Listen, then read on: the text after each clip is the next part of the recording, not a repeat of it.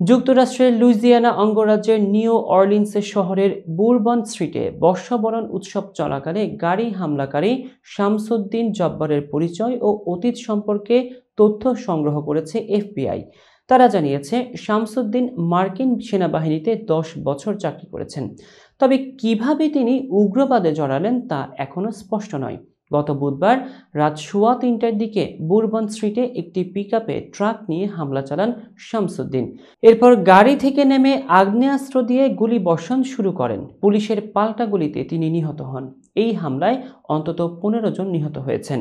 লুইজিয়ানার attorney general lease মুরিল জানিয়েছেন, 42 বছর বয়সী শামসুদ্দিন টেক্সাসের বাসিন্দা এবং বর্তমানে একটি নিরীক্ষা প্রতিষ্ঠানে কাজ করতেন। তিনি ছাড়া এই হামলার পিছনে অন্য ব্যক্তিরা থাকতে পারে বলে ধারণা করছেন তদন্তকারীরা।